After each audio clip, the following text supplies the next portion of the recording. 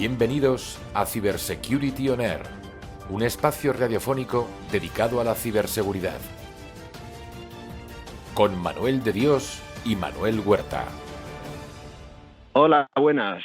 Bienvenidos a todos los que nos escucháis en este podcast nuevo de Cybersecurity On Air, esta comunidad que estamos creando en torno a la seguridad, a la ciberseguridad y todos los que estamos interesados. Antes de nada, dar las gracias a nuestros sponsors que nos permiten seguir con esto adelante y permiten que sigamos aportando y podamos seguir recibiendo vuestras peticiones, tanto a Citrix, por un lado, el cual nos apoya en el lanzamiento y está con nosotros, como a Lazarus y el equipo de Lazarus encabezado por su director general que le tenemos aquí con nosotros. Don Manuel, buenas, ¿cómo estás? Muy buenos días, ¿cómo estáis? Pues aquí listos para empezar a dar una buena noción de reparto de conocimiento para que la gente, bueno, pues entienda de una manera más sencilla en qué tipo de amenaza vivimos continuamente.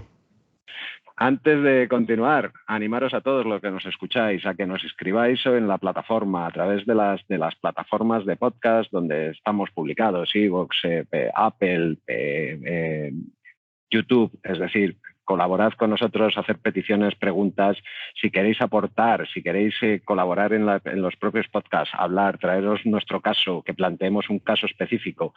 Por favor, aportad, porque realmente nosotros lo que estamos haciendo es intentar empujar la bola de nieve para que entre todos creemos algo realmente interesante y sea realmente gratificante para todos y aprendamos unos de otros, ya que esto lo sufrimos todos a la vez y a pesar de que hay expertos, pues todos somos sufridores del mismo. Hoy además traemos un tema que es candente porque se oye mucho y además a mí hay una denominación que me ha encantado. Mi compañero de podcast, don Manuel Huerta, lo clasifica y lo califica como la plaga del siglo XXI, la ciberplaga en este caso, ¿no? Vamos a hablar hoy del ransomware, que es una cosa que nos ha salido y asalta las portadas de los periódicos casi todos los días, lamentablemente, y cada vez vemos casos más rocambolescos. En torno al ransomware, porque ransom es la palabra rescate. Entiendo que esto viene asociado a un secuestro. ¿Qué es el ransomware, Manolo? Rápidamente, con una pincelada, y luego vamos a ahondar más sobre ello, ¿no? Bueno, pues el ransomware al final es la unión, como ya hemos explicado en casos anteriores, en este caso, el ransomware es la unión entre ransomware, que es, que os sonará por la terminación de software, entonces al final es soporte de secuestro. Entonces, los secuestros de información no son nada nuevo, inicialmente eran secuestros de sistemas, ¿vale? Es decir, el informático de una compañía se enfadaba con la compañía o lo despedían o no les gustaba cómo hacía las cosas y dice, bueno, pues ahora cambio yo las contraseñas de acceso al sistema, me voy de aquí y si quieres me pagas. Básicamente. O sea, es un secuestro un tanto infantil, es decir, pues tengo la llave y pues me encadeno en el baño y me trago la llave, ¿no? Pues una cosa parecida.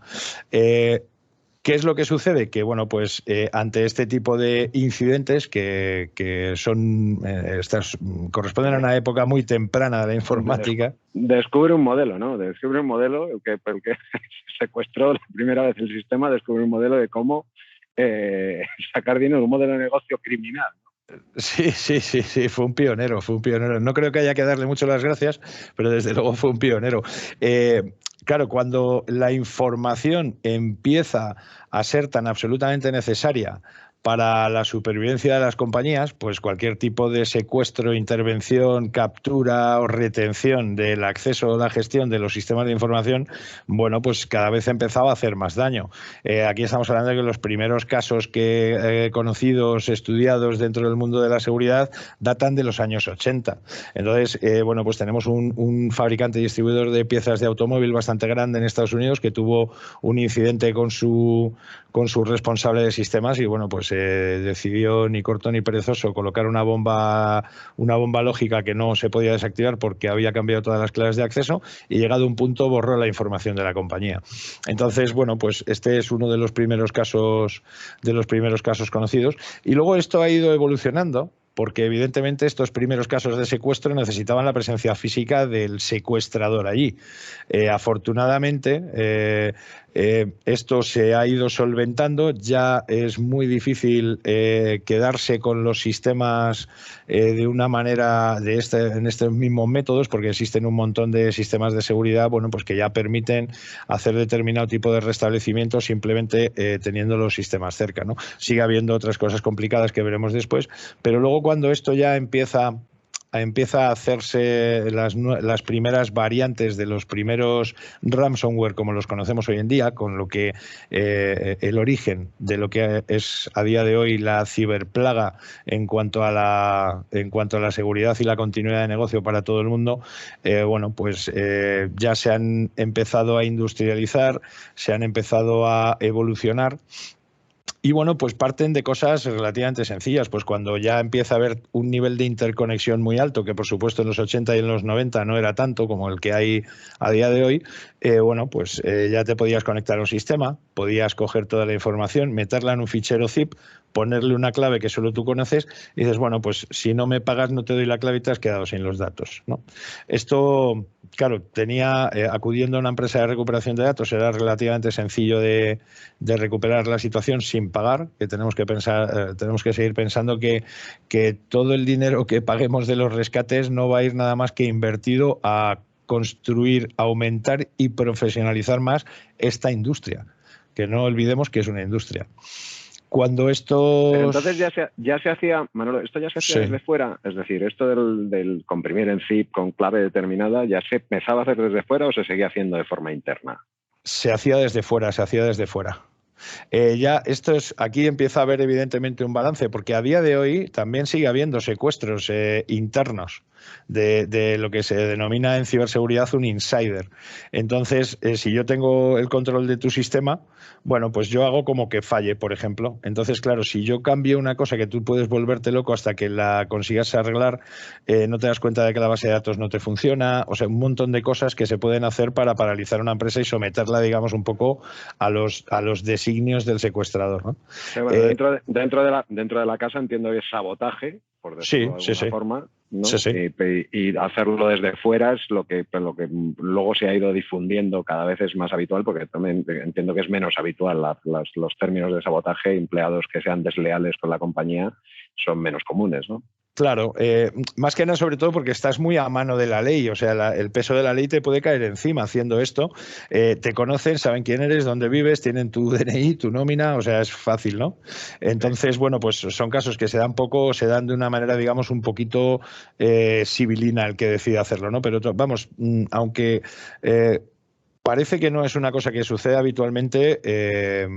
Sí que es cierto que la informática siempre ha tenido, digamos, ese carácter de anonimización y de cierta impunidad para hacer las cosas de determinada manera, pero claro, también evoluciona la técnica a favor de cómo cazar a este tipo de gente.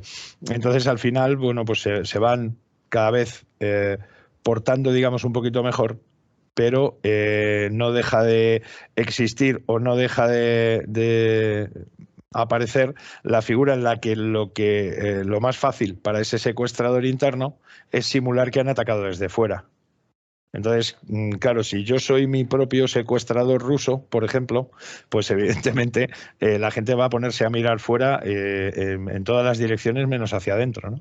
Entonces, esto también muchas veces hemos descubierto cómo para hacer ataques dentro de la empresa por un insider, pues lo que ha utilizado es la psicosis que tiene todo el mundo con los ataques externos. Sí. Entonces, hemos pasado de los secuestros del sistema más infantiles, por decirlo de alguna manera, más directos, de esos sabotajes directos, al cifrado del zip, de la información de zip. Entiendo que por aquellos que no están familiarizados con los servicios o los sistemas de compresión de datos, zip es un sistema de compresión de datos que se podía poner una clave, y eso entiendo a lo que se refiere Manolo, y entonces no podías acceder sin conocer la clave, no puedes acceder a los datos originales.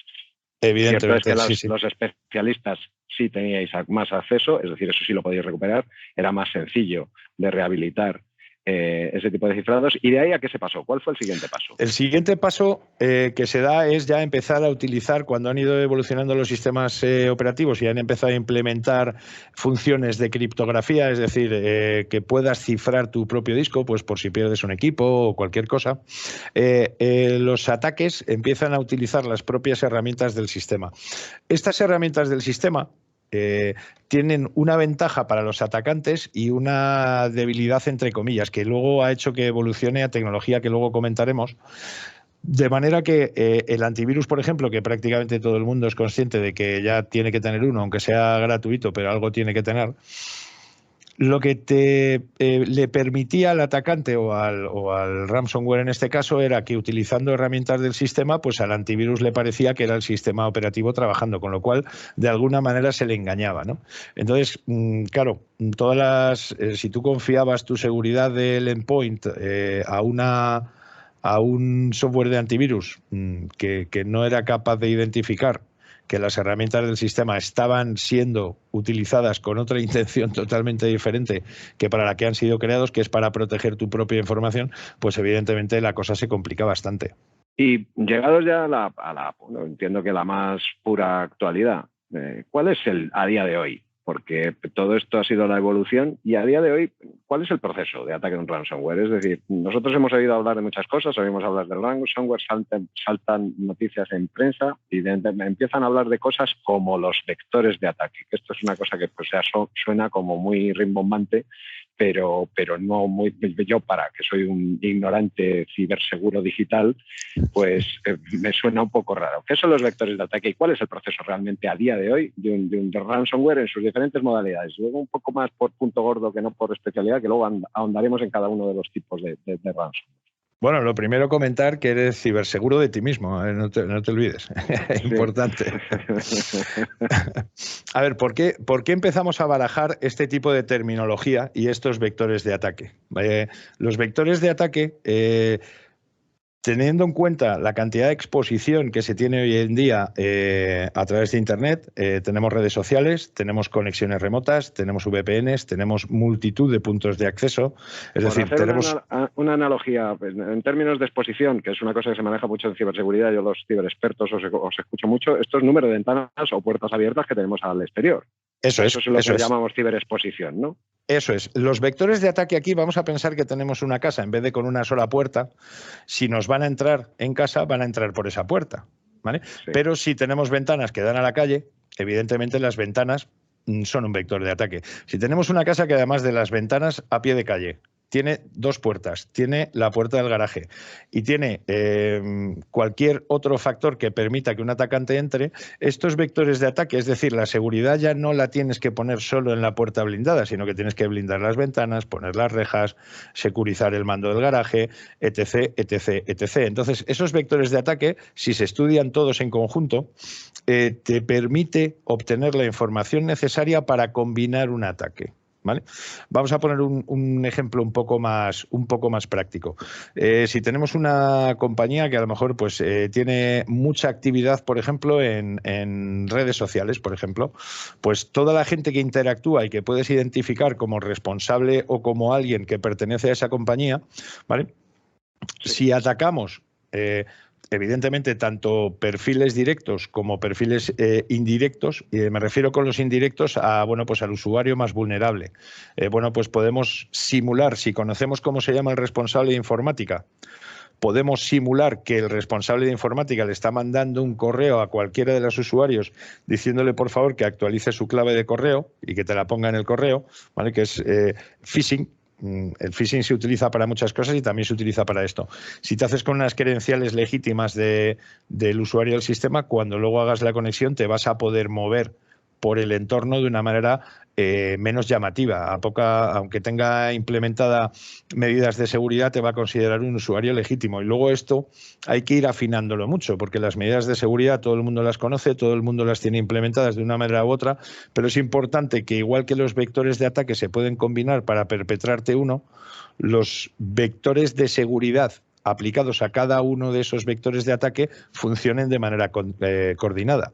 Si tenemos que luego comentaremos algunos detalles y algún tipo de tecnología, si de alguna manera nosotros tenemos expuesto ese mando del garaje, ¿vale? Y tenemos securizado muy bien el resto, al final sabes que te van a entrar por el garaje. Entonces, hay que poner la seguridad en todos y cada uno de esos puntos. Entonces, es muy importante tener en cuenta que la combinación de la puerta de entrada con la puerta del garaje, con la llave del vecino, con el ferretero, que es tu proveedor, que es el que te copia las llaves, y que tenga, digamos, un deslizo, deje una copia de una llave que cree que no ha funcionado correctamente y la deje por ahí tirada y alguien tenga acceso a ello y sepa de dónde es, te puede empezar a organizar un ataque.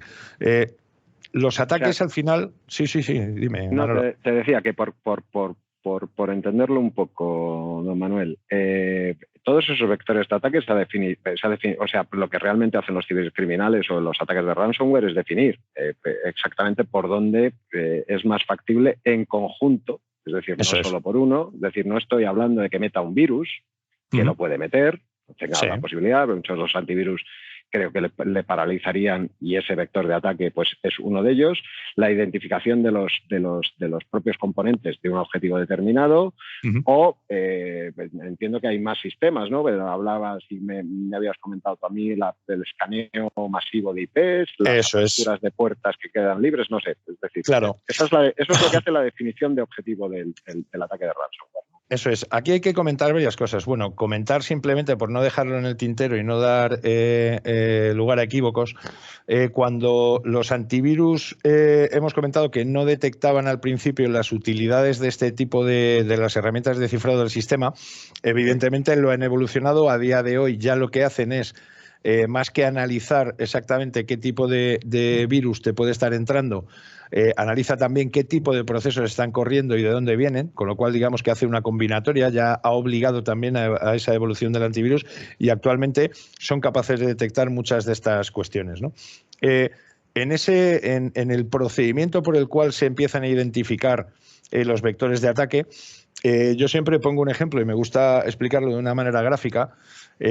Imaginémonos en un edificio de apartamentos en Ucrania a un chaval de 23 años haciendo escaneos con un portátil a todos los rangos de IP de la ciudad de Sevilla.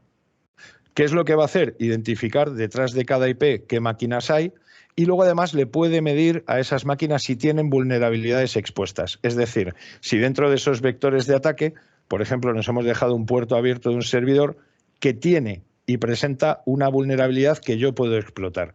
Es decir, si yo soy el cerrajero experto en abrir botellas con un plástico de Coca-Cola, ¿vale? Que esto lo hemos visto todos, ¿vale? Si yo recopilo cuántas empresas tienen cerraduras que se pueden abrir con esos plásticos de Coca-Cola, lo que puedo hacer es un atraco de 2.000, 3.000, 4.000 empresas ese mismo fin de semana, ¿no? Entonces, esta automatización, esta recopilación de datos que se hace de manera automática forma parte de lo que son los tipos de ataque industriales, que luego los comentaremos un poco más en detalle.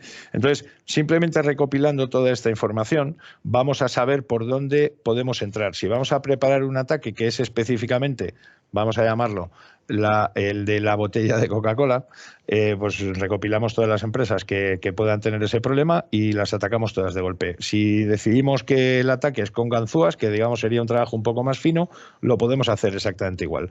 Vamos a encontrar IPs, vamos a encontrar infraestructuras, vamos a encontrar máquinas, vamos a encontrar servidores webs, vamos a encontrar filtración de credenciales, que se utiliza muchísimo, porque hay muchas veces que las credenciales se filtran en terceros sitios sin que nosotros hayamos tenido un problema y hay contraseñas que están expuestas en muchos sitios, con lo cual se pueden utilizar para ir poco a poco entrando en la infraestructura de la empresa, ver más o menos cómo está planificada e intentar hacer el mayor daño posible, ¿vale? O sea que yo he recopilado como cibercriminal, he recopilado la información correspondiente tanto técnica como humana. Lo comentábamos en nuestros primeros podcasts, la famosa ingeniería social, ¿no? Que eso entiendo es donde estamos hablando del filtro de credenciales, donde picamos en dejarlas o las ponemos en páginas web falsas o las proporcionamos por correo a quien creemos que nos las está pidiendo debidamente autentificado y luego resulta que es mentira, está suplantado. Y lo que tengo definido es, como tú decías, yo pobrecitos los chicos que viven en los apartamentos de Ucrania, porque siempre los ponemos con cara de cibercriminales y los portátiles escanean IP. Supongo que no todos son así, pero bueno, ya que lo hemos caricaturizado de esta forma, sigamos así. Una vez que yo tengo definido todo eso, ya como cibercriminal tengo ya mi ataque preparado, lo siguiente, ¿qué es lo que tengo que hacer?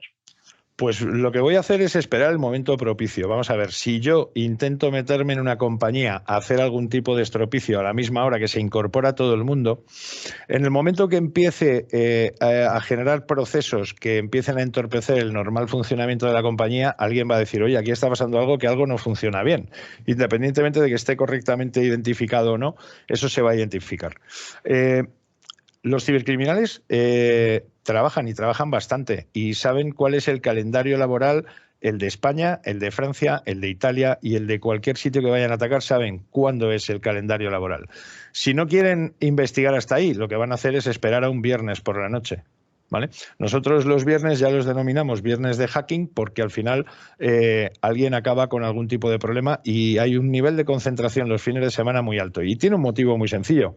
Estás trabajando tú solito en la red en la que has conseguido el acceso, con lo cual puedes identificar las rutinas de backups, dónde se hacen, si los puedes atacar, vas a intentar quitarles esos backups para que, evidentemente, si les secuestras toda la información y no tiene backup del que tirar, pues está mucho más cerca la posibilidad de que la empresa no le quede más remedio que hacer el pago, ¿vale? Porque dejemos claro que en el momento que a una compañía sufre un ataque de ransomware, un ataque razonablemente intenso, pierde el acceso absolutamente a todos sus datos, a todos. Con lo cual, la empresa mañana no puede seguir funcionando. Entonces, claro, aquí luego vienen, bueno, pues qué medidas y qué prevención se puede tomar ante la posibilidad de que esto suceda, ¿no? Que es muy, muy importante también dentro de lo que nos ha tocado vivir. Entonces, hay que tener en cuenta que con este análisis, esta investigación que hace el malo del contenido de la empresa, ve dónde están los servidores críticos, a qué se dedica, ve los puestos que hay conectados, ve el tipo de información, la puede analizar perfectamente. Lo primero que va a hacer es infectarte todos tus sistemas de restauración, te va a infectar los núcleos principales, pero va a procurar que te queden funcionando y bien funcionando todos tus equipos, excepto la información. ¿Por qué? Pues porque este tipo de ataques culminan con una cosa lamentablemente famosa que se llama la carta de reivindicación, en el que el cibercriminal te dice, te he atacado, te he cifrado todo, si quieres recuperar tu información, ponte en contacto conmigo en este correo electrónico, ¿vale? Que te vamos a pedir un rescate por bitcoins y si quieres, para demostrártelo, mándame un par de ficheritos de los que te he cifrado que como muestra de buena voluntad te voy a enseñar que te los podemos descifrar. O sea, la nota de secuestro de toda la vida. De toda la vida. Pues ahora se llama carta de reivindicación. Yo creo que es un poco eufemístico porque puedes reivindicar algo con lo que no estás de acuerdo, pero la carta de reivindicación la tendría que hacer el cliente diciendo yo no estoy de acuerdo con lo que me has hecho. Bueno, pues ahora vamos a ver, vamos a entrar a continuación en los tipos de ataque, porque no todos los ataques de ransomware es igual y vamos a andar un poquito más en los tipos de ataque.